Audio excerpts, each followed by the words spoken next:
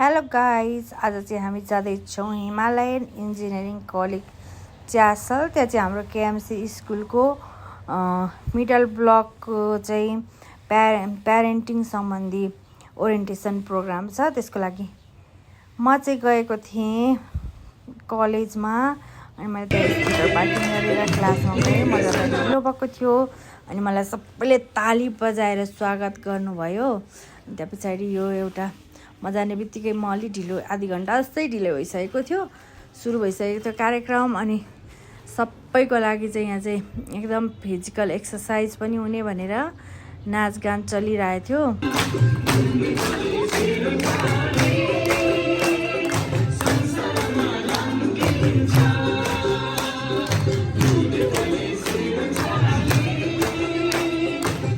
यो सत्रको लास्ट गीत होइन हजुर, 2 मिनट है। हजुर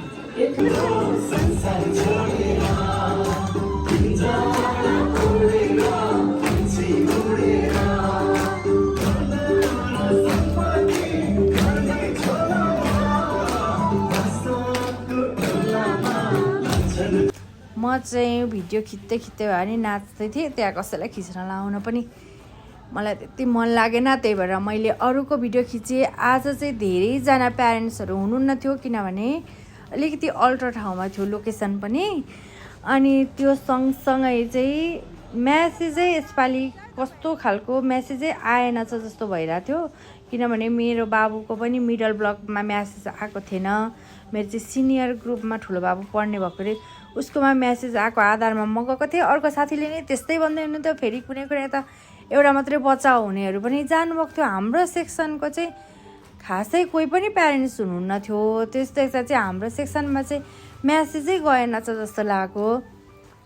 अनि अरू सेक्सनको चाहिँ हुनुहुन्थ्यो, अनि नयाँ नयाँ प्यारेन्ट्सहरू हुनुहुन्थ्यो।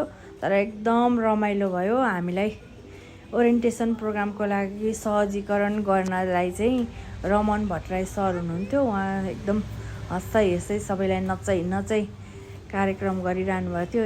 मेरो बाबुको साथी पनि नाच्दै थिइन्, उसको मम्मीहरू, त्यहाँ हाम्रो साथीहरू। अनि त्यहाँदेखि यता सर ध्रुव सर र प्रिन्सिपल सर पनि नाच्दै हुनुहुन्थ्यो मजासँगले। रमाइलो भयो, राम्रो राम्रो कुराहरू सिक्न पनि पाइयो, फ्रेस हुन पाइयो। यहाँ साथीहरू चाहिँ एकदम मजासँग नाच्दै हुनुहुन्छ। मैले कपिराइट्स लाग्छ भनेर भजन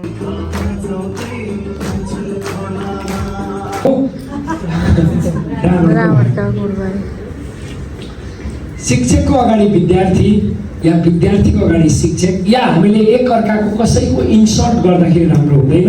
हामीले एक अर्काको अगाडि प्रशंसा गर्नुपर्छ, झुटो प्रशंसा होइन हजुर, राम्रो प्रशंसा गर्नुपर्छ। हामीहरू सबै आएनौँ जतिको लागि कुर्सी थियो, तर जति आउनुभयो हजुरहरू एकदम ज्ञानी आउनुभएको छ है।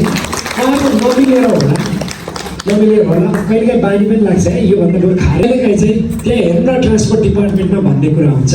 तर सरले पर्सनल एक्सन लिएको मैले देखेँ र इन्डिभिजुअल यस्तो एक्सन लिने धेरै व्यक्ति हुनुहुन्न। स्कुल त धेरै छन् काठमाडौँमा, तर केएमसीको त्यो एउटा ब्युटिफुलनेस पनि छ है।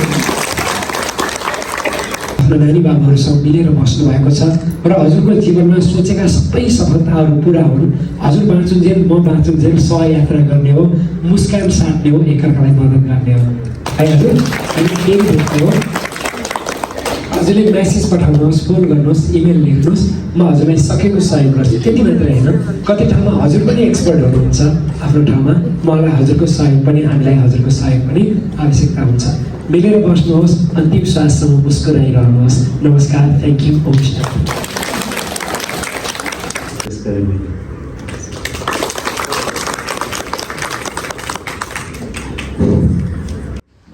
हाम्रो प्रिन्सिपल सरले चाहिँ ध्रुव सरलाई चाहिँ बोलेर कार्यक्रम समापन गर्नको लागि अनुरोध गर्नुभयो। अनि सरले बोल्दै हुनुहुन्छ 2-4 शब्द। र खुसी तुल्याउनु भयो।